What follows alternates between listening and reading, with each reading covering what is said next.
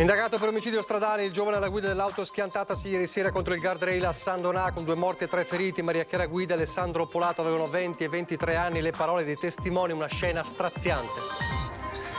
Comunità attonita, proclameremo lutto cittadino per i funerali, dice il sindaco. Il giovane Alessandro, capo scout, avrebbe iniziato il nuovo lavoro la prossima settimana.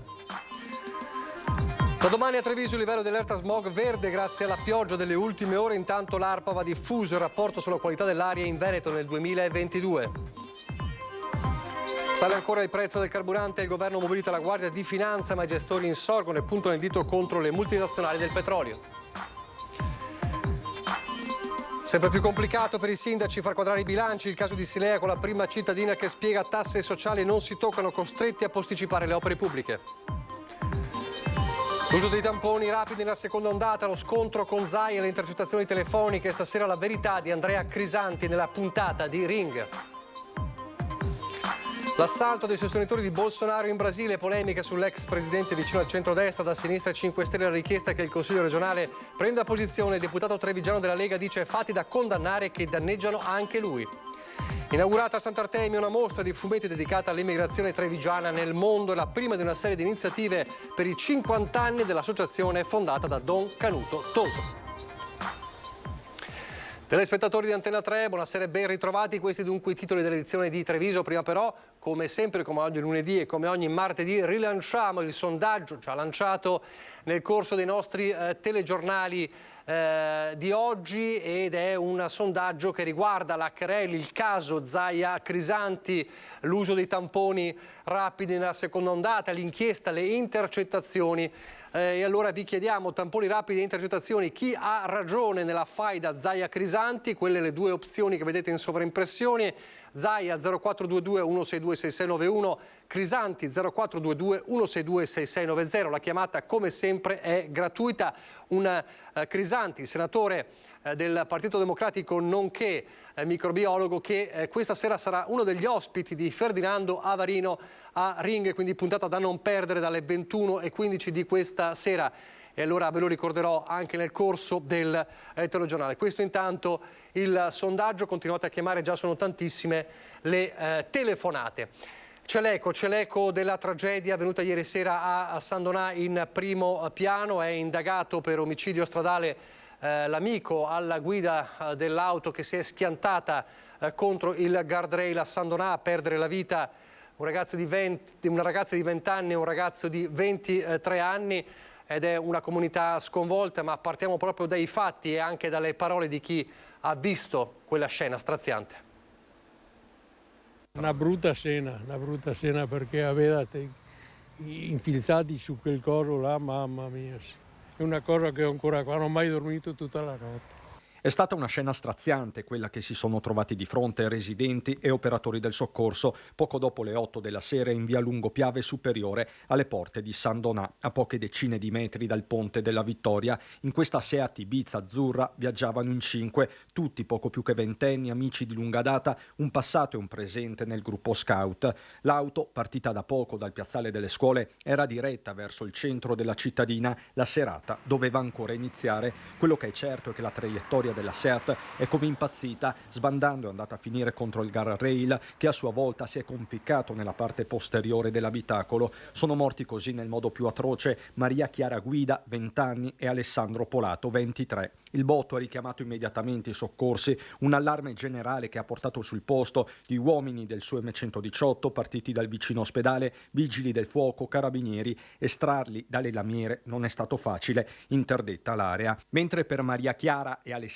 non c'era più nulla da fare, gli altri 3 sono stati portati al pronto soccorso. 2, il guidatore e l'amico che si trovava a lato passeggero, sono stati dimessi dopo poche ore. Il terzo, seduto sui sedili posteriori accanto alle 2 vittime, è ricoverato in chirurgia ma fuori pericolo. I primi atti di indagine sono già stati trasmessi alla Procura veneziana e al PM Stefano Buccini. Formalmente il ventenne alla guida è indagato per omicidio stradale, anche se sembra acclarato sia risultato negativo all'alcol test e ai primi esami esami tossicologici. La stessa velocità pare non fosse elevatissima, su un tratto comunque reso viscido dalla pioggia. Forse questo molto banalmente è stato uno dei fattori determinanti, non si esclude una distrazione. In ogni caso i ragazzi sopravvissuti saranno sentiti nuovamente superato lo shock di queste ore. Un'arteria trafficatissima ma stretta, quella di via Lungopiave Superiore, molto nota ai turisti diretti sulla costa. Anche su questa potranno essere svolti degli approfondimenti per verificare lo stato del manto stradale e dello stesso guardrail.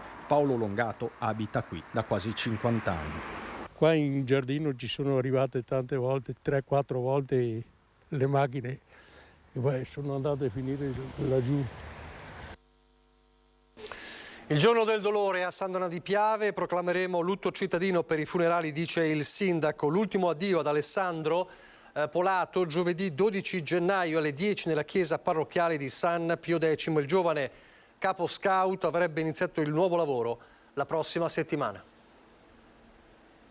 Noi abbiamo comunque già deciso che sarà una giornata, quella dei funerali, in cui la città riconoscerà questa grave perdita e quindi di lutto cittadino, ma è un segno giusto di vicinanza che dimostra anche tutta la sua impotenza per quello che si riesce a fare in queste occasioni, in questi contesti. È un dolore profondo quello di Sandona di Piave, comunità che ancora una volta piange delle giovani vittime. Sia Maria Chiara Guida, 20 anni, che Alessandro Polato, 23, vivevano qui con le loro famiglie, oggi attonite e senza parole. Maria Chiara si trovava nella Seat con il fidanzato, lei sui sedili posteriori, lui davanti al lato passeggero, ed è sopravvissuto. Anche Alessandro era seduto dietro quando il guardrail lo ha colpito. Fra una settimana doveva iniziare il nuovo lavoro in un'azienda di Ceggia. Alla parrocchia di San Pio X lo ricordano tutti come appassionato capo scout, così la sua catechista. Era veramente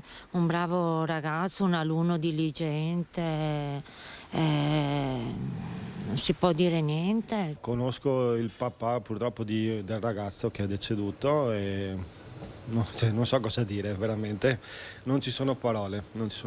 Porto solo le mie condoglianze a tutte e due le famiglie. Proprio al bar vicino alla chiesa gli amici scout si ritroveranno in serata, anche per farsi forza. Sono venuti i ragazzi prima a chiedermi se potevano organizzare, adesso non so cosa organizzeranno, penso faranno un momento di raccoglimento, qualcosa in suo onore, presumo.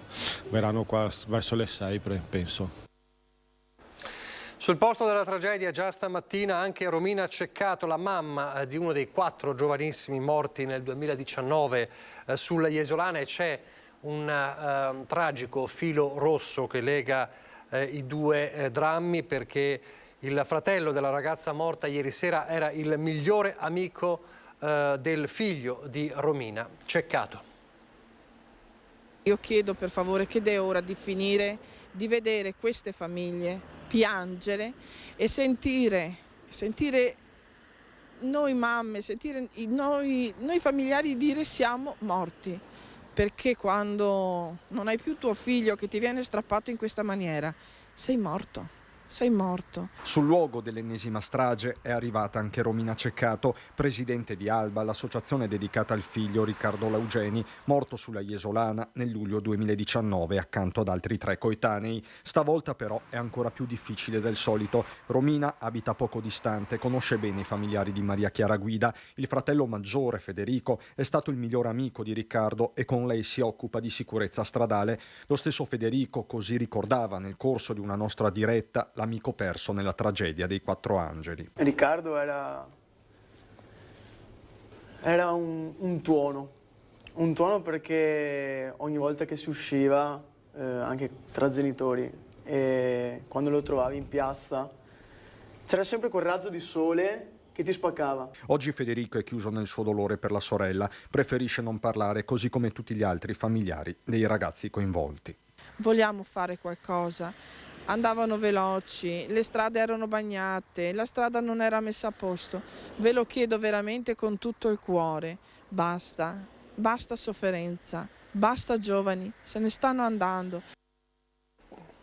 E intanto sul fronte sicurezza stradale nella Marca c'è la ricerca da parte delle forze dell'ordine di 2 automobilisti. Il primo, il pirata che ha investito un 19enne senza soccorro, lo abbiamo raccontato ieri nel telegiornale, e poi e questa è una ricerca dei carabinieri. Poi la polizia locale invece sulle tracce dell'altro automobilista che ha percorso un tratto di tangenziale contromano. Continuano le indagini dei carabinieri per dare un volto al pirata della strada che nella notte tra sabato e domenica in via Ronchese a Treviso ha investito un 19enne di origini kosovare che si trovava in sella alla sua bici e anziché fermarsi a prestargli il soccorso si è allontanato facendo perdere le proprie tracce.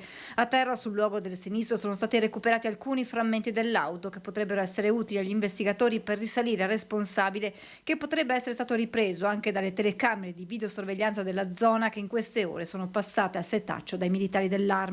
Fondamentali saranno anche i video del sistema elettronico posizionato lungo la tangenziale di Treviso per identificare il conducente della macchina che ieri ha percorso il tratto tra Silea Paese contromano e ad alta velocità, seminando il panico tra gli altri automobilisti che hanno prontamente allertato la polizia locale. Ma quando gli agenti si sono portati sul posto dell'auto non c'era più traccia. Solo per un miracolo non si sono verificati incidenti. Tra martedì sera e mercoledì gli agenti esamineranno i filmati per risalire alla vettura. Intanto continuano i controlli delle forze dell'ordine per garantire la sicurezza proprio lungo le strade. Ieri sera a San Floriano i carabinieri di Vedelago hanno scoperto un 28enne di origini moldave positivo all'alcol test con un tasso quasi 3 volte superiore al limite consentito. Per lui è scattata una denuncia e il ritiro della patente.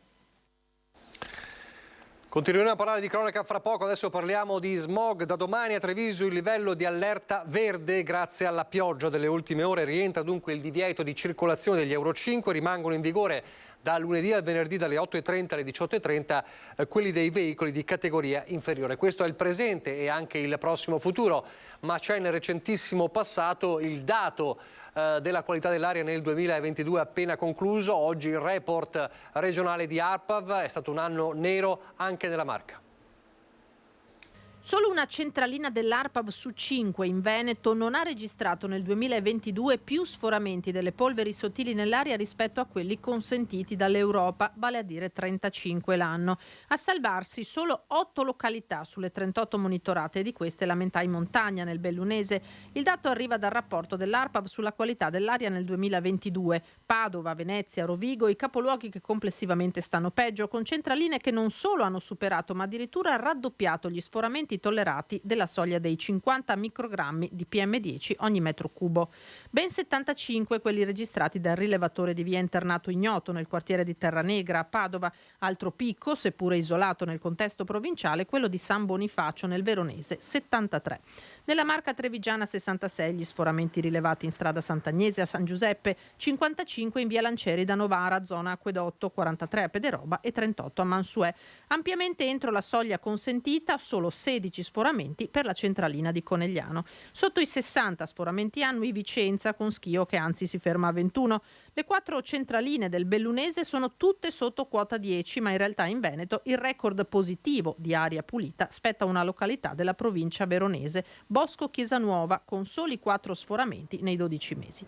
Gennaio è il mese più critico, secondo il report dell'Agenzia dell'Ambiente. In pianura il livello di guardia è stato superato 2 giorni su 3, mentre l'aria tra ottobre e dicembre è risultata decisamente più accettabile.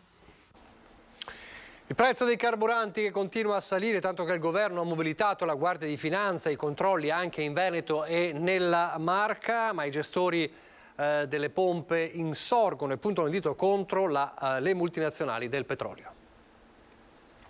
Ladri!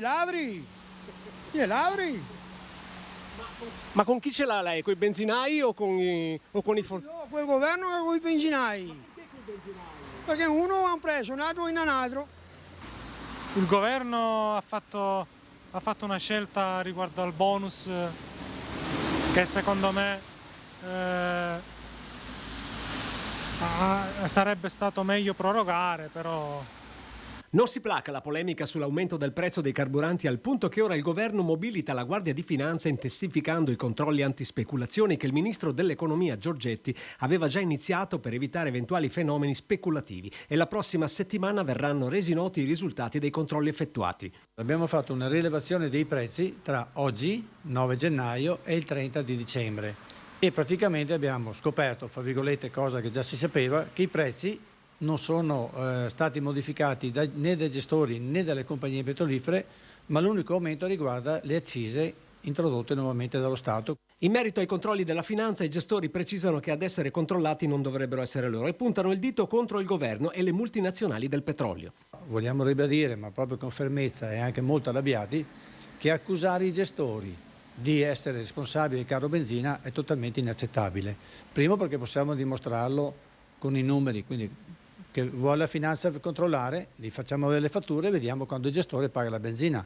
Quello che trovo strano è che due multinazionali che nel 2022 hanno previsione di guadagno di 100 miliardi di dollari, di queste nessuno ne parla. Come se non bastasse, oltre al danno la beffa sulle differenze di prezzo dovute ai servizi, a farne le spese sono ancora i gestori delle pompe, accusati di incassare oltre il dovuto. Ma non è così. Quella è una differenza imposta dalla compagnia petrolifera, su quella differenza il gestore incassa 2 centesimi lordi. Circa 3 centesimi e mezzo sono di IVA, che quindi le diamo allo Stato, e il resto va alla compagnia petrolifera che praticamente va a fare ulteriori guadagni sul lavoro manuale del gestore. E poi ci sono i sindaci alle prese con bilanci sempre più complicati da chiudere. A Silea non è ancora chiuso il bilancio, la prima cittadina spiega le tasse sociali non si toccano, siamo costretti a posticipare le opere pubbliche.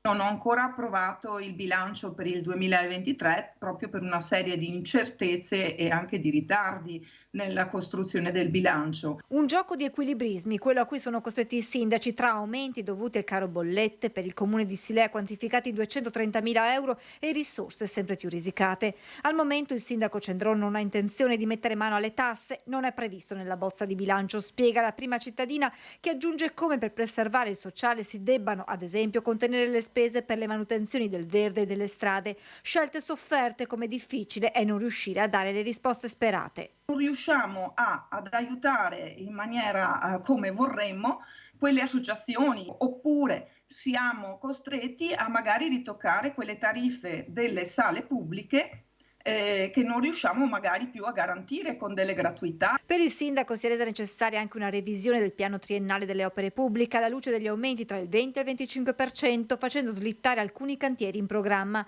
Un esempio arriva dall'intervento previsto per il municipio che necessita di un efficientamento energetico. Ci troviamo di fronte a un aumento delle spese fissate da progetto di circa 120.000 euro. E quindi abbiamo dovuto spostare altre opere di efficientamento per poter portare a termine il municipio. Ma c'è un altro nodo che preoccupa un poco i sindaci ed è quello del personale, perché nonostante le assunzioni fossero in programma non troviamo nessuno disposto a fare le selezioni, dice Rossella Cendron, che racconta del concorso indetto 2 settimane fa nel suo comune per 2 figure di area finanziaria. Su appunto 26 candidati nel concorso da C e 14 in quello da D, arrivano all'orale solamente 3 persone nel concorso da C. Ho una figura, la figura da D, che non ha visto nessuno passare la fase degli iscritti. Torniamo alla cronaca, i controlli ancora dei carabinieri lungo le strade. Stamani i carabinieri di Vittorio Veneto hanno denunciato un 45enne per possesso ingiustificato di oggetti atti ad offendere, fermato lungo la provinciale 635 a Tarso, un uomo che aveva nella tasca del giubbotto un coltello a serramanico con una lama di 10 cm, nell'auto una mazza da baseball. Ieri invece durante un controllo a Casale sul Sile i carabinieri hanno denunciato un 50enne che viaggiava a bordo della sua auto con 2 coltelli della lunghezza di 39 e 15 cm, anche questi posti sotto sequestro. Aveva colpito con un pugno il negoziante che cercava di fermarlo, arrestato dalla polizia a Conegliano un 30enne senegalese residente a Mareno. Il colpo era avvenuto lo scorso 17 dicembre in un centro commerciale a Conegliano, quando l'uomo si era impossessato di diversi capi di abbigliamento indossandoli in un camerino e aveva poi aggredito la vittima procurandogli lesioni per 8 giorni, dandosi poi alla fuga. Intanto, come aveva annunciato ai nostri microfoni, sul fronte sicurezza stamane il presidente di Furti in Corso ha incontrato il capo di gabinetto della prefettura. Vediamo cosa è emerso. Un incontro fortemente voluto dal presidente di Furti in Corso Cristian Demma, quello in prefettura, dove ha presentato l'associazione al capo di gabinetto Andrea Celsi, che aveva già avuto modo di conoscere l'attività del gruppo. Abbiamo visto che c'è un buon inizio di collaborazione con la prefettura. Dal colloquio di circa mezz'ora Dem è uscito con il via libera della prefettura al coinvolgimento dei sindaci. Anche il prefetto nuovo ci ha invitato tranquillamente ad andare nei comuni e far sì che i comuni possano prendere in considerazione, ma seriamente e anche a livello attivo, Furti in Corso come associazione di volontariato per dare una mano a contrastare questo problema dei furti. Mercoledì la riunione settimanale del Comitato per l'Ordine e la Sicurezza Pubblica sarà l'occasione per parlarne ai sindaci presenti. Io gli ho detto, tante volte mi sono trovato in una situazione in cui chiedevo ai primi cittadini e mi dicevano che in qualche maniera c'erano problemi amministrativi per poterlo fare. Mi ha confermato che non esistono questi problemi amministrativi, che come c'è un controllo di vicinato presente nei comuni può esserci anche furto in corso e ben vengano queste associazioni, e quindi appunto abbiamo richiesto questo aiuto. In tal senso nelle prossime ore Dem invierà una mail ai primi cittadini chiedendo la loro disponibilità e collaborazione. Visto che anche la prefettura attuale ha detto che potete prendere in considerazione furti in corso, fosse il caso che prendiate il furto in corso. Ricordatevi che siamo a 19.500 persone che abbiamo voglia di dare una mano a questi comuni. E se qualcuno dovesse non aprirvi la porta? Molto semplicemente farò nome e cognome direttamente sui social e poi sui giornali, e così siamo a posto. Almeno i cittadini sapranno quanto il sindaco vuole aiutare la gente contro i furti o meno. Scarcerati il 36enne e il 53enne che nella tarda serata del 5 gennaio a Cornudo si erano introdotti, lo ricorderete, nell'appartamento di un 41enne loro conoscente, l'avevano colpito con calci e pugni. Questa è la decisione del GIP al termine dell'interrogatorio di garanzia nel carcere di Santabona. I due avranno l'obbligo di presentazione e di firma. Erano stati arrestati dai carabinieri della compagnia di Montebelluna dopo che, forzata la porta dell'abitazione, avevano sorpreso l'amico nel sonno e lo avevano pestato selvaggiamente. Gli aggressori erano stati bloccati dai militari dell'Arma giunti sul posto dopo essere stati allertati da altri residenti. Oggi la decisione di farli uscire dal carcere con la decisione dell'obbligo di firma, la presentazione e l'obbligo di firma da parte del GIP. Ancora la cronaca giudiziaria, c'è un 42enne che è sotto inchiesta per violenza sessuale su una quindicenne. La ragazzina è la figlia della coinquilina dell'uomo e ha permesso di far scattare l'indagine grazie al suo cellulare. Incastrato dalle registrazioni di una conversazione nella quale faceva esplicite avance sessuali a una quindicenne. È stata la stessa ragazzina di nascosto con il telefono a fornire la prova dell'ennesimo assalto dell'uomo, un 42enne operaio che viveva nello stesso appartamento dove abita la madre. I fatti sono avvenuti nell'estate scorsa. La quindicenne, figlia di genitori separati, è in affido condiviso tra i due. Sta dal padre, ma nei fine settimana è spesso dalla madre, ospite di un'amica a Treviso. In quell'abitazione arriva a un certo punto ad alloggiare anche un operaio romeno con un passato di maltrattamenti in famiglia. Ed è proprio lui, in pochi giorni, a tentare con la ragazzina molesti e abusi tra baci, abbracci, palpeggiamenti, mai sfociati fortunatamente in rapporti completi grazie ai ripetuti rifiuti della quindicenne, che, esasperata, una sera registra di nascosto la richiesta pressante dell'uomo che, entrato in camera sua, voleva un rapporto sessuale. Poi il racconto del suo incubo alla madre e la conseguente denuncia in procura, con quella registrazione ben chiara come testimonianza delle intenzioni dell'operaio. Ora l'uomo è sotto inchiesta per violenza sessuale su minore. Lasciamo la cronaca per la politica. Hanno un immediato riflesso sulla politica veneta i disordini in corso in Brasile. Nel mirino chi ha appoggiato l'ex presidente Bolsonaro, favorito la sua visita in Veneto e la concessione della cittadinanza onoraria ad Anguillara, vale a dire gli esponenti della Lega. Prendere le distanze dall'ex presidente del Brasile, Bolsonaro, e condannare apertamente quanto sta succedendo in queste ore nel paese sudamericano. Di fronte all'assalto al Parlamento di Brasilia, seguito dalla ferma reazione del neoeletto presidente Lula e da 400 arresti, Sinistra e Movimento 5 Stelle chiedono che il Consiglio regionale si schieri senza esitazione contro Bolsonaro, che molti esponenti dell'attuale maggioranza definirono a suo tempo orgoglio veneto. La capogruppo dei 5 Stelle, Erika Baldin, ha depositato una proposta di risoluzione, mentre la consigliera di Europa Verde Cristina Guarda chiede venga esplicitamente respinta l'ipotesi di dare asilo politico in Veneto all'ex presidente a cui il comune di Anguillara ha conferito la cittadinanza onoraria. Nel mirino ci sono quei leghisti da Matteo Salvini in giù che accolsero Bolsonaro con entusiasmo e favorirono quel riconoscimento. Tra loro il parlamentare trevigiano Dimitri Coin, che il Brasile lo conosce da vicino. All'epoca, quando il presidente Bolsonaro è stato ricevuto ad Anguillara per andare a vedere il luogo da dove erano partiti i propri nonni, era comunque il presidente in carica di uno dei più importanti paesi del mondo, che era andato al G20 a Roma, che era stato ricevuto da tutti i capi di Stato. Il primo danneggiato da quello che sta accadendo è proprio il presidente brasiliano. Il presidente brasiliano fa politica e quindi è il primo che è comunque danneggiato da questa situazione. Situazione, dice Coin, ampiamente prevedibile vista la non trasparenza dei passaggi che hanno portato all'elezione di Lula. Chi è entrato nel Parlamento brasiliano va arrestato, giustamente è stato arrestato e andrà giudicato e condannato, ma non accorgersi che c'era una situazione di malumore e che comunque doveva essere gestita e governata, e far finta adesso che questa sia una sorpresa di quello che accade vuol dire aver girato la testa dall'altra parte. Posizioni contestate da Laura Puppato del Partito Democratico, che allarga lo sguardo all'atteggiamento ottenuto dalla Premier Meloni.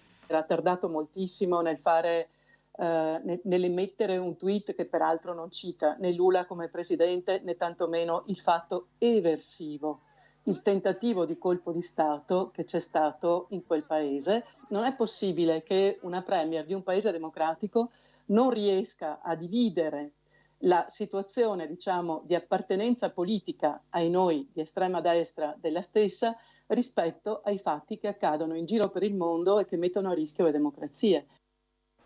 Cambiamo decisamente argomento. È stata inaugurata questa mattina al Sant'Artemio una mostra di fumetti dedicata all'emigrazione trevigiana nel mondo. È la prima di una serie di iniziative per i 50 anni dell'associazione fondata da Don Canuto Toso. Presidente, ma perché proprio una storia a fumetti? Ma credo che il fumetto faccia venire in mente subito i giovani. Ed è dedicata soprattutto a loro la storia dell'emigrazione dalla Marca e dell'associazione Trevisani nel mondo. Storie disegnate ma realmente vissute, come per Lucia, che nel 63 a 18 anni andò in una Svizzera che a quel tempo non aveva remore a mettere a nudo gli emigranti dal Veneto perché pensava che avrebbero portato la tubercolosi. Fumetti raccolti in un libro, in un'esposizione visitabile al foyer del Sant'Artemio, che coinvolge tutti perché tutti hanno una storia di immigrazione in famiglia. Ogni notte c'era il momento dei ricordi, quindi dal ricordo del viaggio ai primi mesi vissuti in una terra dove non si conosceva la lingua e non si sapeva cosa si andava a fare. Ma accanto a questi emigranti, dal 66, prima da solo e successivamente con l'associazione, c'è sempre stato Don Canuto Toso, anima spirituale di questi trevisani sparsi in tutto il mondo. Fu lui tra i primi a credere del progetto di un fumetto come migliore linguaggio per raccontare la nostra immigrazione alle attuali, soprattutto future generazioni. Il Veneto oggi da terra di emigrazione è diventato terra di immigrazione. Sappiamo bene come i nostri veneti hanno rappresentato un esempio di abnegazione, di rispetto delle regole, e di questo veramente siamo orgogliosi e vogliamo e chiediamo che questo sia un concetto condiviso da tutti, anche da chi viene poi a vivere nella nostra terra. Storie e storie che fanno anche capire come sia molto diversa la nostra immigrazione di oggi. Oggi ci sono dei giovani che cercano di fare nuove esperienze all'estero e sono molto formative, sono momenti di emigrazioni positive, poi qualcuno rientra, chi non rientra comunque tiene alto la bandiera della provincia di Treviso all'estero con risultati di tutto rilievo. Un libro e una mostra che aprono di fatto le celebrazioni per i 50 anni dell'Associazione Trevisani nel mondo. Mezzo secolo per riunire storie di valigie di cartone a catar fortuna, ancora troppo dimenticate dai libri di scuola. I testi scolastici e i programmi didattici hanno pochissimo spazio dedicato all'emigrazione, che nella storia d'Italia ha occupato oltre un secolo di vita.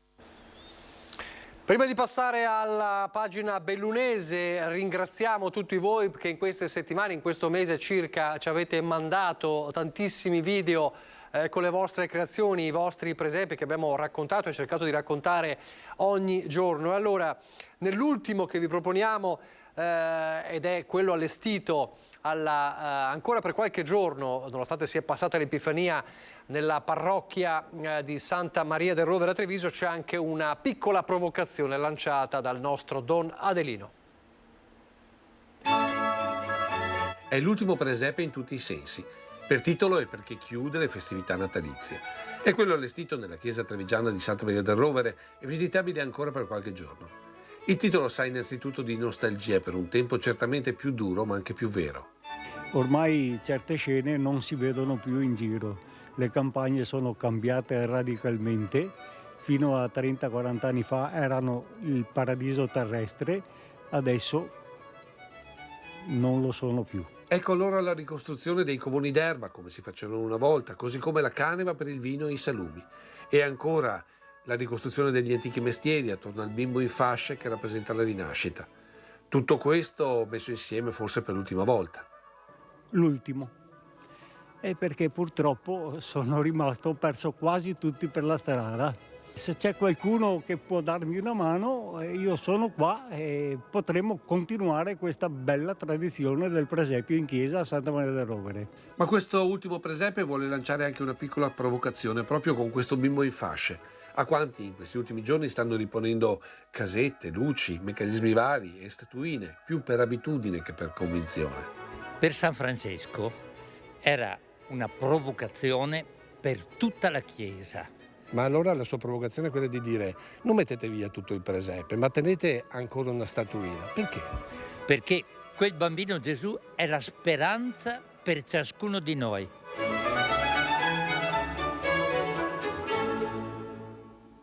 Dall'appello di Don Adelino alla pagina bellunese.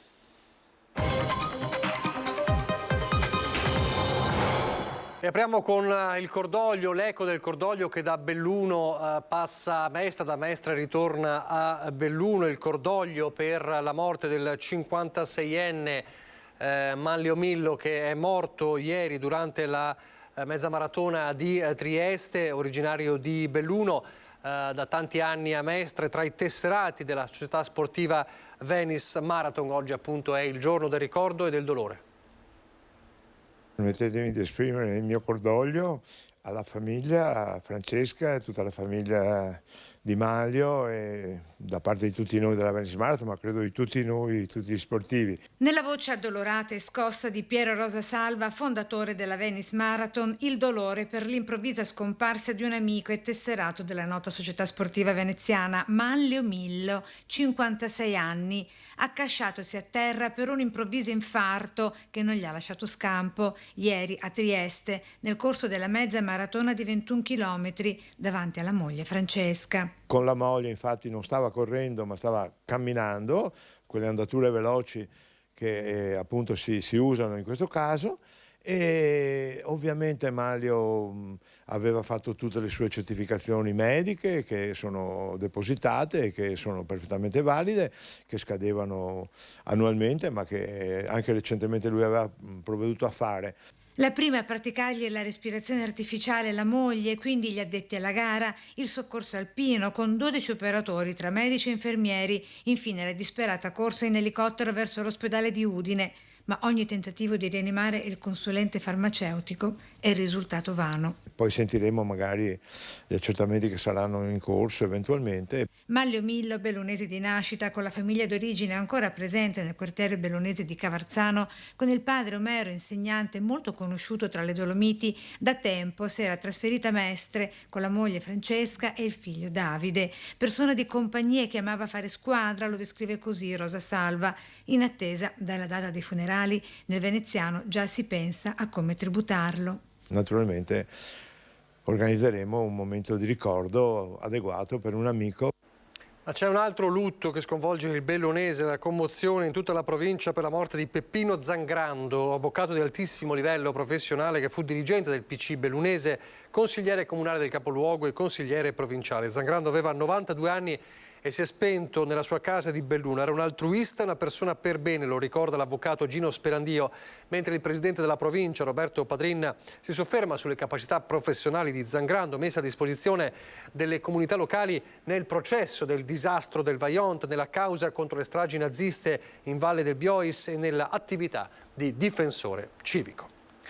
È ancora ricoverata al centro di chirurgia della mano dell'ospedale di Verona la ventenne Feltrina, rimasta seriamente ferita nell'incidente accaduto ieri poco prima delle 18:30 a Mugnai di Feltre. L'auto sulla quale la giovane viaggiava con i genitori, per cause da accertare, è finita fuori strada sottosopra nella roggia di cemento che costeggia il Rio Musil. Ferite meno preoccupanti per la madre della ragazza e lievi contusioni per il padre, che è riuscito a dare l'allarme. In zona sono arrivati i vigili del fuoco, il personale del SUEM e i carabinieri di Feltre. Torniamo adesso a parlare della vicenda del presunto interessamento di un gruppo di imprenditori algerini sul Nevegal e che apre ovviamente nuovi scenari sul futuro del Colle. Però, come accade dal giorno dell'insediamento della nuova amministrazione, l'opposizione denuncia di essere tenuta all'oscuro sui fatti ritenuti rilevanti per la città. Di tutto questo non si è parlato né in commissione né tantomeno in consiglio. Abbiamo appreso dalla stampa, dal vostro servizio, che ci sarebbe questo interesse di questi imprenditori algerini e vorremmo capirne di più. I contatti con la cordata algerina ci sono stati, solo telefonici, ha precisato nei giorni scorsi il sindaco De Pellegrin, e se saranno forieri di novità per il Nevegal sono necessari approfondimenti sulla proposta di investimento che si aggirerebbe attorno ai 50 milioni di euro per la costruzione di una seggiovia lato trevigiano e di un albergo-ristorante nella zona della Faverghera. L'opposizione, che da mesi denuncia di essere tenuta all'oscuro sulle questioni più importanti che tengono il capoluogo, appresa la notizia dal nostro telegiornale, ha presentato un'interrogazione sottoscritta dai consiglieri Rasera-Berna, Olivotto, Perale e Bavasso del gruppo Insieme per Belluno Bene Comune.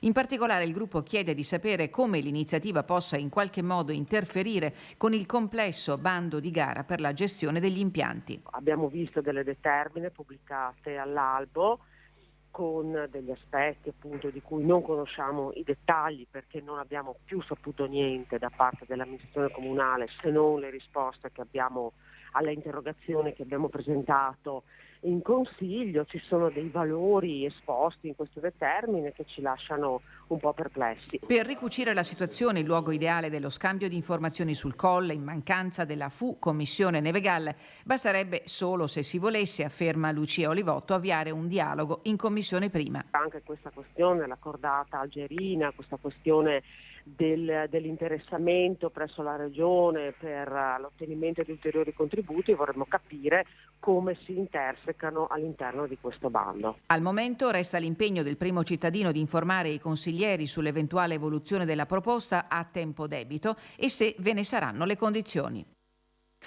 Intanto, a proposito del Nevegal, la Ski Area alza bandiera bianca contro le alte temperature e lavora per il prossimo fine settimana. La società Nevegal 2021 ha deciso infatti di chiudere gli impianti fino a giovedì prossimo e di lavorare per tentare la riapertura venerdì 13 gennaio. In questi giorni si è lavorato al massimo per tenere aperti Camposcuola e Cocabassa, pur con un manto nevoso limitato. Da oggi il personale è impegnato a preparare le piste, confidando nella totale apertura del comprensorio e soprattutto nell'abbassamento delle temperature che consentirebbe di produrre quella neve che sul colle continua a latitare.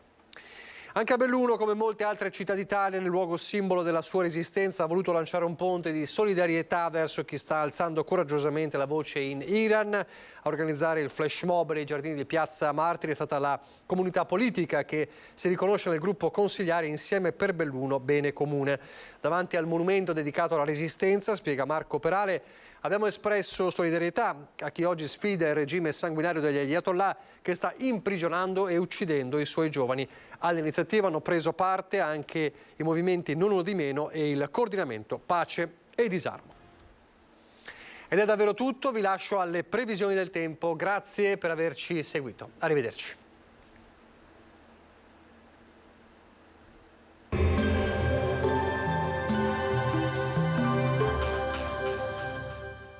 Rizzardo SRL, da oltre 40 anni sul territorio con professionalità, serietà e un team competente e qualificato al servizio del cliente per ogni aspetto del fine vita dell'autoveicolo.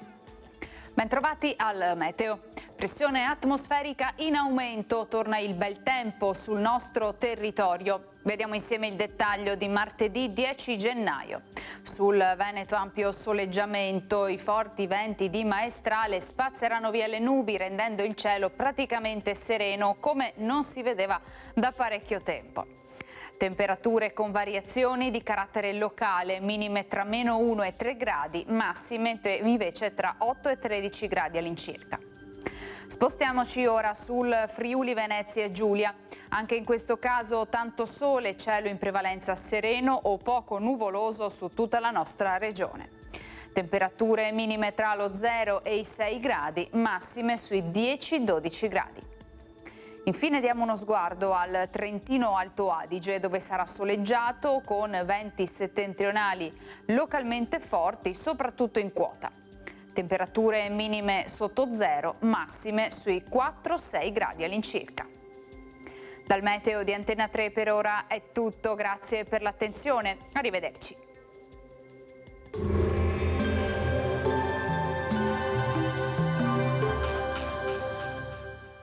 Rizzardo SRL, da oltre 40 anni sul territorio con professionalità, serietà e un team competente e qualificato al servizio del cliente per ogni aspetto del fine vita dell'autoveicolo.